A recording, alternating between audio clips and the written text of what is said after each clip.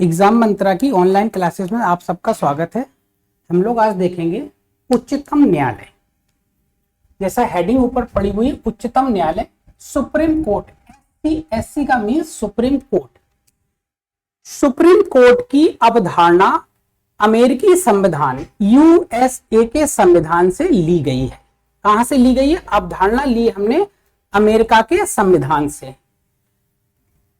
Supreme court के गठन की व्यवस्था भारत शासन अधिनियम 1935 में आई थी। इसमें आई थी भारत शासन अधिनियम 1935 में। यह अवधारणा गठन की आई जब भारत को संघ बनाए जाने की बात रखी गई।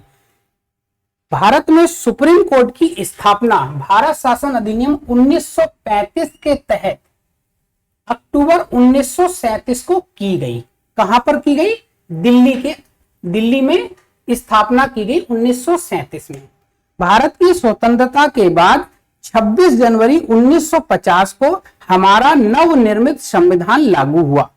संविधान लागू होने के साथ ही संविधान के अनुसार सुप्रीम कोर्ट ने अपना कार्य आरंभ किया। सुप्रीम कोर्ट ने संविधान के अनुरूप कार्य का आरंभ 28 जनवरी 1950 को दिल्ली में आरंभ किया।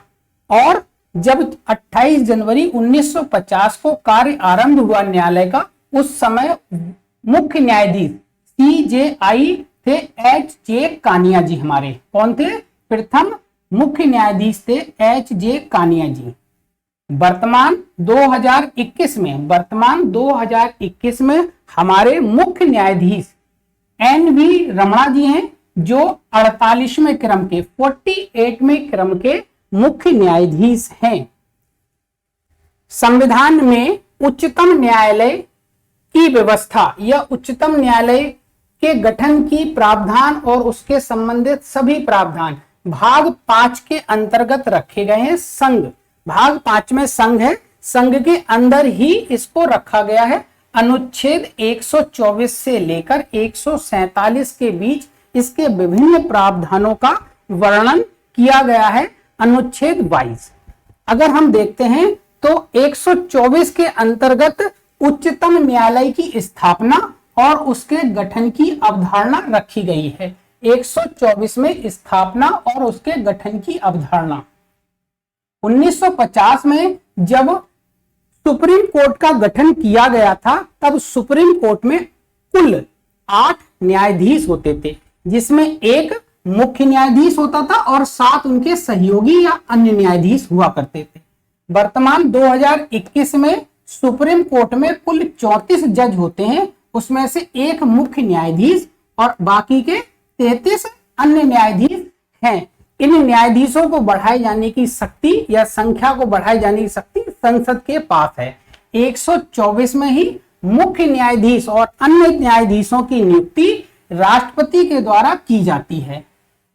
124 में ही उनकी योग्यताओं के संबंध में प्रावधान दिए गए हैं। 124(4) में महाभियोग की प्रक्रिया से उनको पद मुक्त करने की व्यवस्था संसद के द्वारा की गई है। महाभियोग की प्रक्रिया साबित कदाचार और अक्षमता के आधार पर चलाई जा सकती है। अनुच्छेद 24 में ही उनकी शपथ के प्रारूप दिए गए। यह प्रारूप अनुसूची 3 के अनुसार दिए गए हैं। 124 में उनको शपथ दिलाई जाएगी। जो प्रारूप है वह अनुसूची 3 के अनुसार है, जो प्रारूप दिए गए हैं। अनुच्छेद 126 में मुख्य कार्यकारी न्यायाधीश की नियुक्ति की अवधारणा है। यह नियुक्ति माननीय राष्ट्रपति के द्वारा की जाएगी। अनुच्छेद 127 में जहां तदर्थ न्यायाधीश एडहॉक न्यायाधीशों की नियुक्ति की अवधारणा है, एडहॉक न्यायाधीशों की नियुक्ति भी माननीय राष्ट्रपति के द्वारा ही की जाएगी। अनुच्छेद 129 1 to 9 के तहत अभिलेख न्यायालय की अवधारणा को रखा गया है। अभिलेख न्यायालय वे होते हैं जिस प्रकार संसद की विधि कानून के रूप में अधिमान्य होती है, उसी प्रकार सुप्रीम कोर्ट द्वारा दिए गए निर्णय भी उसी कानून के समान माने जाएंगे। और अगर उन कानूनों की अवहेलना की जाती है तो सुप्रीम कोर्ट के अवमानना का केस भी चल सकता है। अनुच्छेद 137 में न्यायिक पुनरावलोकन की अवधारणा रखी गई है। न्यायिक पुनरावलोकन सुप्रीम कोर्ट अपने पूर्व के न्यायों में परिवर्तन कर सकता है। इसका एग्जाम्पल है बेरुवाड़ी केस 1960 में, जिसमें सुप्रीम कोर्ट ने प्रस्तावना को संविधान का अंग नहीं माना था। केशवानंद भारती केस में 1973 वाले प्रस्तावना संविधान का प्रमुख या अभिन्न अंग माना है, तो बेरुवाड़ी केस को परिवर्तित करके केशवानंद भारती में प्रमुख अंग के रूप में प्रस्तावना को स्थापित किया। यही पुनरावलोकन की शक्ति थी।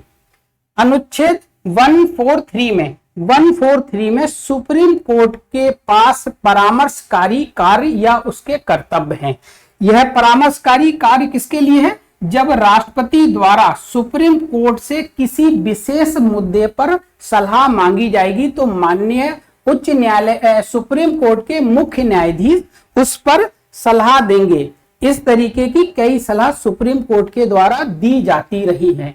यह था उच्चतम न्यायालय के बारे सुप्रीम कोर्ट के बारे में कुछ विशेष तथ्य, कुछ विशेष जानकारियां या तथ्य थी जो उच्चतम न्यायालय से संबंधित थी। हमारे संस्थान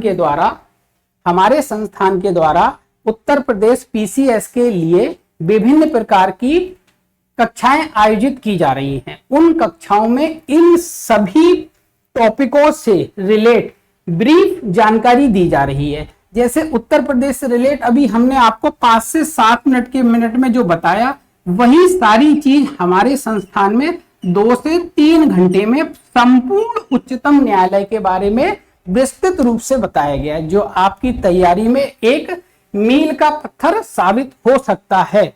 हमारे संस्थान से जुड़िए और अपनी सफलता सुनिश्चित करिए। धन्यवाद।